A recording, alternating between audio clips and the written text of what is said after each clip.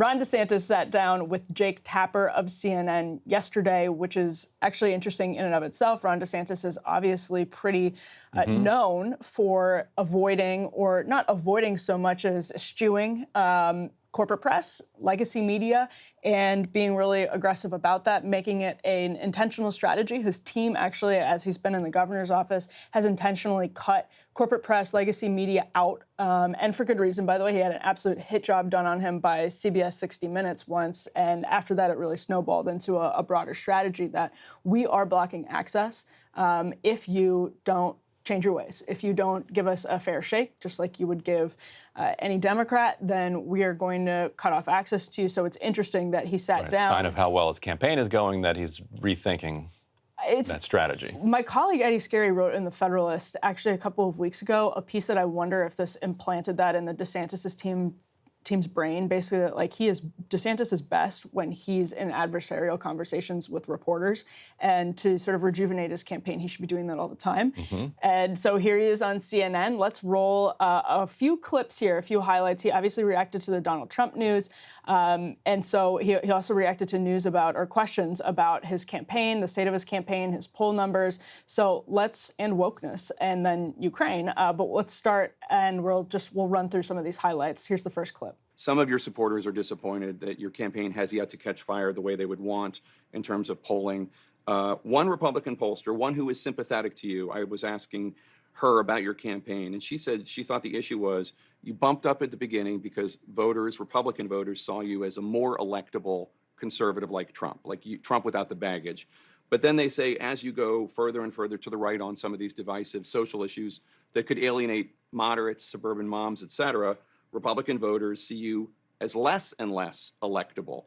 What do you say to that analysis? Well, I don't think it's true. I mean, the proof is in the pudding. I mean, I took a state that had been a 1-point state, and we won it by 20 percentage points, 1.5 million votes. Our bread and butter were people like suburban moms. So that's him being questioned on the state of his campaign. Let's roll the next clip. The biggest issues were the number 2 issue, women and racial or ethnic minorities are discriminated against in the Army. Wokeness is listed here, but it's only number 9. So that would suggest that wokeness is not as big. Well, but I think there's an issue about, not everyone really knows what wokeness is. I mean, I've defined it, but a lot of people who rail against wokeness can't even define it. And so I think it's a sense of, this is not something that's holding true to the core martial values that make the military unique. And I can tell you, the veterans, you don't have to look far and wide. Go to a VFW hall, go to an American Legion. There's huge amount of concern about the direction that the military is going with. One more before we start breaking these down. This is DeSantis responding to the Jack Smith target letter to Donald Trump, actually just probably hours after that news broke. If Jack Smith has evidence of criminality, should Donald Trump be held accountable? So here's the problem. This country is going down the road of criminalizing political differences, and I think that's wrong. Alvin Bragg stretched a statute in Manhattan to be able to try to target Donald Trump. Most people, even people on the left, acknowledge if that wasn't Trump, that case would not have likely been brought against a normal civilian.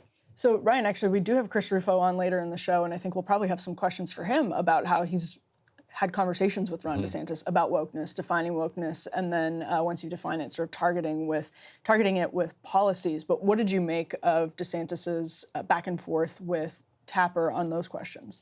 First of all, a guy who had a viral and extremely damaging story about eating pudding with his fingers should never say the proof is in the pudding. You were very fixated on food today. Don't go anywhere near pudding. And then he talks about bread and butter. Right. Like the knock on him has been some of these viral videos. Does he eat that with his fingers too, the butter? See, now you've got me thinking about that. Maybe, like if he's hungry and he's stuck in a 2-hour meeting and all that's in front of him is butter, or he's on a private plane, I don't know what he's going to do. Never go full Klobuchar. Yeah. But I do think it is an important question, because as effective as Rufo has been at making his kind of culture war critique to be the thing that we're all wrapped up in and obsessed with, so the candidate who adopted it has flamed out. And the Republicans who have adopted it generally have not seen dividends in the way that you would hope if you're a partisan Republican. The Democrats increased their numbers in the Senate. They lost their numbers in the House by much less than they thought they were going to be.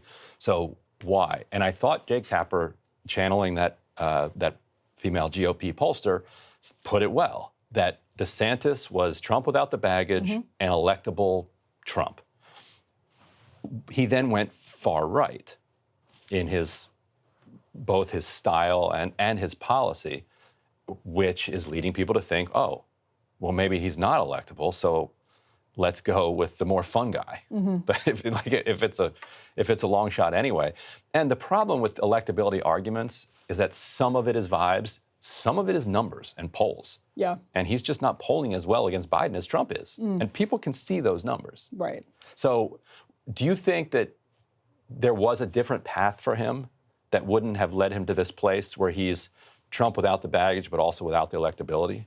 I don't know, because I think we're still seeing that emerge. And I'm curious as to whether Ron DeSantis can kind of, as we get to debate, I mean, the first debate is less than a month away now. And after debates, you really start to see, for better or worse in some cases, you know, at certain points for Marco Rubio, these were really good. And at other points, they were momentum killing. And, you know, you lose money. People see you in a debate and they see the media coverage of you in a debate, whether or not that's actually reflective of what the public thought, and they pull their funds or they put more funds into you. And then the media coverage can change. So I'm curious if he's, like, right now, if they're going back to the drawing board. He had a great answer to somebody in Iowa yesterday who I think described herself as a super Trump fan.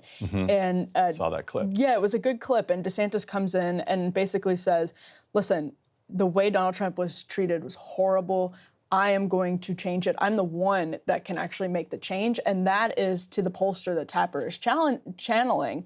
It wasn't just that he was Trump without the baggage. It was he's Trump, but in this, he has this like spirit of Trumpism, as people on the right would describe it, but he's also able to pass legislation. He's not mired in the palace intrigue of the Trump White House, and he's doing things. He's proactive with policy. He's coming up with new ideas, and I don't think that he has been able to define himself that way in the campaign. He was as governor, but in the campaign, when you are, again, he's talking to Jake Tapper in this planned interview for the last few days. It's at least been publicly announced.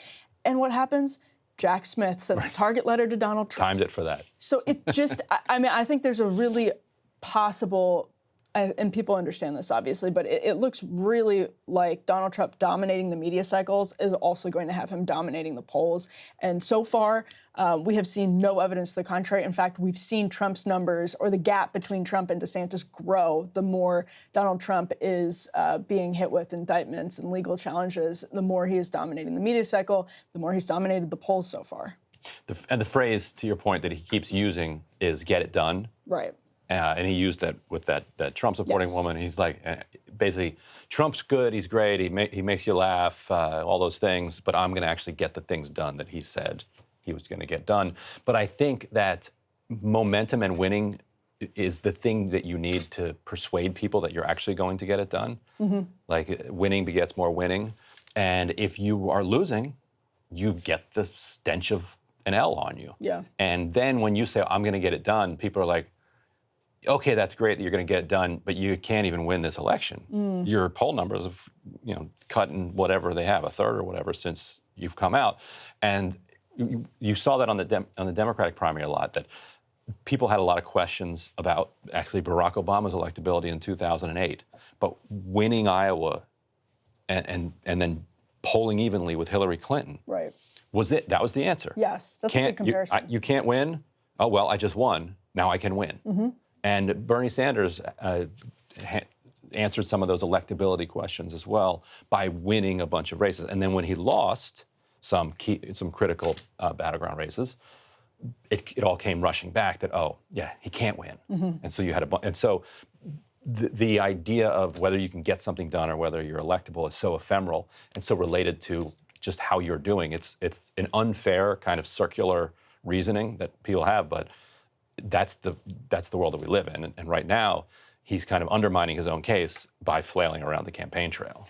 No, they got into actually foreign policy a bit, not something that Ron DeSantis would deal quite as much with as governor as he would as president, although Florida is a big state with international waters on it. So he has a little bit of that. But Tapper asked him, obviously he's also a veteran, but Tapper asked him here about Ukraine, and this is how Ron DeSantis responded. We are going to approach the world instead of Europe being the focus like it has been since World War II, and it was understandable why it would be after World War II. NATO, stopping the Soviets, I get it.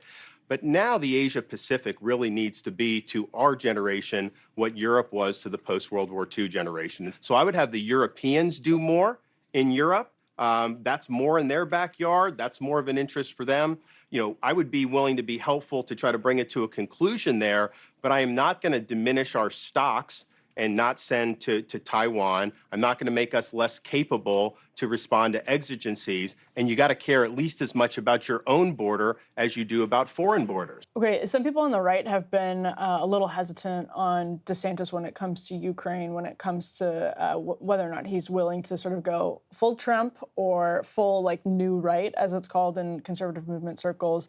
He said, you know, I don't think anybody wants to see U.S. troops in Ukraine in his interview with Jake Tapper as well, in addition to sort of fleshing out that point and making the juxtaposition with China. Ryan, I want to play one more clip because this one was sort of funny too, of a CNN panel reaction to the interview. Let's roll this final clip. I think what we showed today was that I was happy to see him sit down with, I forget what they call you now, corporate media. Corporate media. Yeah. I'll take that's the nice version. That's the nice version. Trust me, I know. But I was glad to see him sit down outside of his bubble because then it helps him look more electable. I mean, it's one thing to do a Joe Rogan interview or kind of the fringes. It's another thing to sit down with a consummate journalist. And I think today he was able to handle those questions and deal with them. And although I don't believe in his policies per se, but he actually looked decently presidential today. Yeah. I'm not sure it was a reset because everything is, I'm anti-woke. Today he just inserted in the military. But at least today he started to give the vibe. There's still a Scott Jennings thing. It's a vibe primary. It's a vibe primary. He started to get the vibe that he could be president of the United States. Novel observation there from CNN. It's a vibe primary. There you go. What did you make of that? You're kind of stealing my bit there. But I do like the idea that they think that appearing on CNN makes you seem like a presidential candidate. Appearing on breaking points and counterpoints, that's what makes a president. Yeah, I mean, does it make you look electable to talk to the 20,000 remaining people watching CNN in the middle of the day? I mean, I get their point. Like, if the problem that he's having is he's seen as too fringe because he's, like, half the things he says regular people don't understand. Well, he launched with Elon. That he's too online, he's and too on Twitter in particular, then getting off of that and seeming like a more normal person, eating pudding with a spoon rather than your fingers. Like, these are things that you can do as a politician to make yourself appear more palatable to a general electorate, I guess. He's lost the Ryan Groom vote. I can tell just because of the pudding. That was when you were like, I was done. Don't say gay. That bill, stop woke. That bill. You were still thinking about supporting DeSantis, but when he ate the pudding with his fingers, that's when you said absolutely not. Check, please. I'm out. I'm out.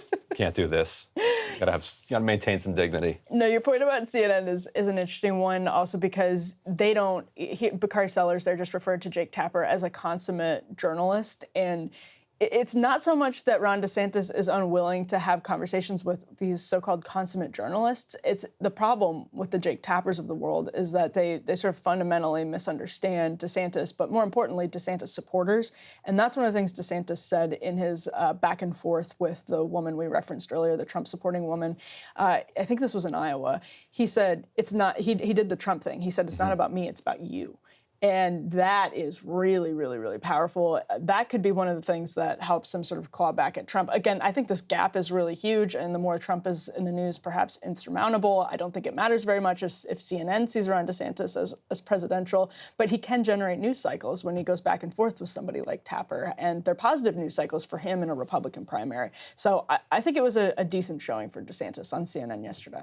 Hey guys, if you like that video, go to breakingpoints.com, become a premium subscriber, and help us build the best independent media organization on the planet. That's right. We're subscriber funded. We're building something new. We want to replace these failing mainstream media organizations. So again, to subscribe, it's breakingpoints.com.